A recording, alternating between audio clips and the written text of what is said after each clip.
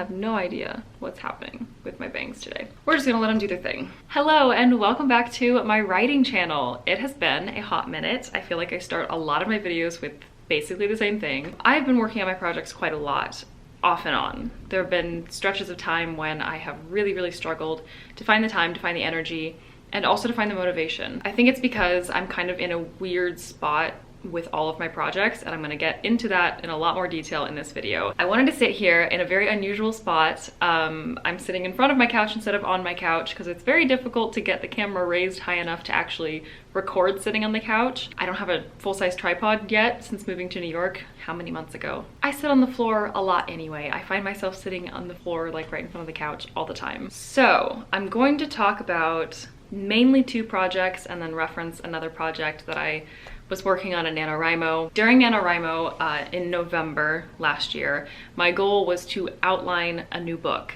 And I will just say off the bat, that outline is definitely gonna go somewhere. I'm not gonna, scratch it completely because I really like what I did. However, it's not going to be my next project. There are a lot of reasons for this, and I think I've even talked about some of them on the channel.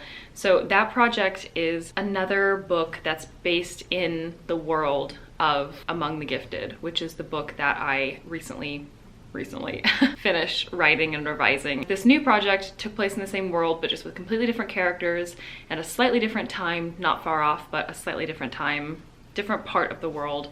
And it had really no crossover, although I was kind of planning on putting maybe a couple of Easter eggs in there, but it really wasn't tied with it. The problem that I kept running into as I was outlining was this idea that I kind of did want this to be the second book in this new world. I didn't really want it to be the first. If for whatever reason Among the Gifted is not picked up, is not sellable, it's not agentable, then I have this other project that I would have spent a ton of time drafting. That was kind of going to be the next one in line, I guess, for potential agenting and, submitting and everything in the future. And I don't really envision that one as being a first step into this world. I kind of went back and forth so much, and what I came up with was that this is a really fun story idea that I have. The outline's not fully planned out, and there's a lot of details still missing.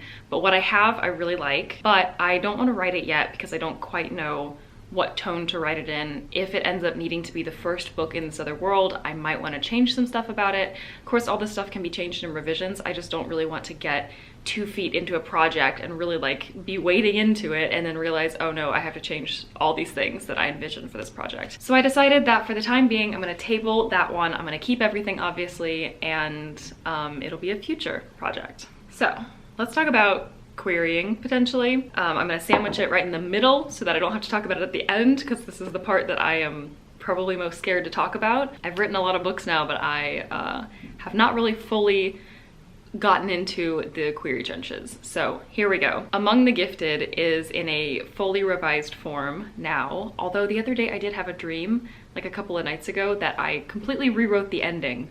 And it made it so much better in my dream, but I can't remember what I changed it to. I can't remember why it was better. So now it's kind of instilled this little bit of doubt the past couple of days in my ending.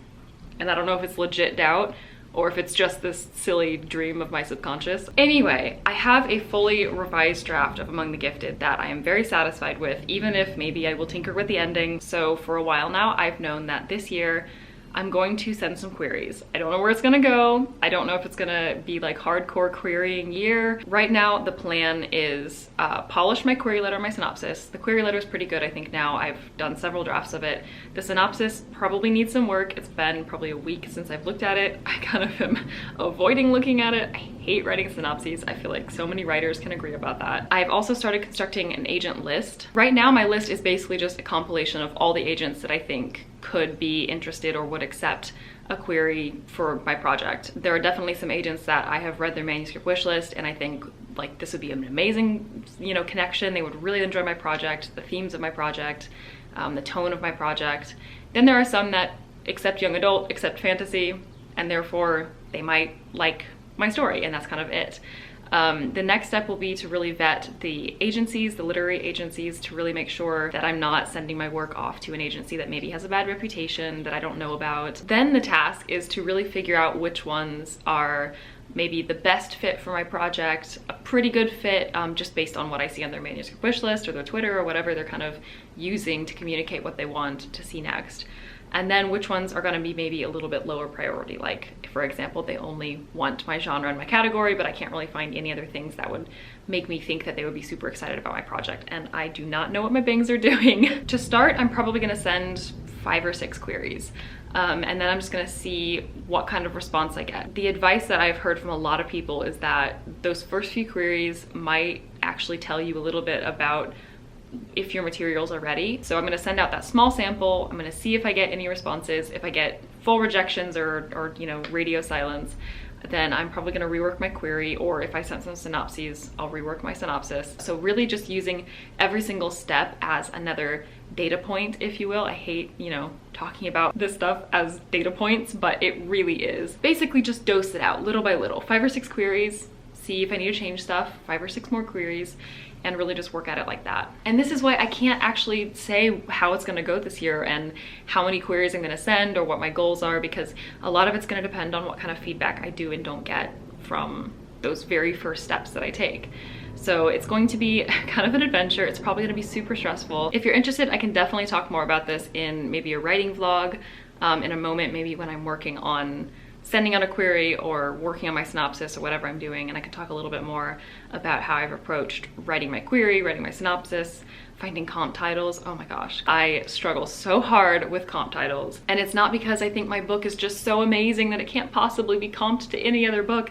It's nothing like that. I struggle to comp any book on the shelf, even if it's not mine. And then of course, it being my project, it being close to my heart, me knowing it so well, it just makes it that much harder to comp, but my brain does not function in comp titles. It doesn't, even reading comp titles in the back of a book, it does not make me want to read a book or not want to read a book. It's just not how my brain functions, I guess, when it comes to books. I'm more interested in the blurb and stuff like that. So comp titles are another like huge challenge that I'm working with for the query process. I feel like I have been talking so long, but I do want to just at least have a little tiny part of this vlog dedicated to my new project that I have just kind of dipped my toes into. I'm going to be trying some new things. Some things actually that I was planning on trying with the other book, like double POV.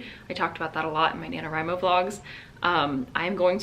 This one for sure is going to be double POV.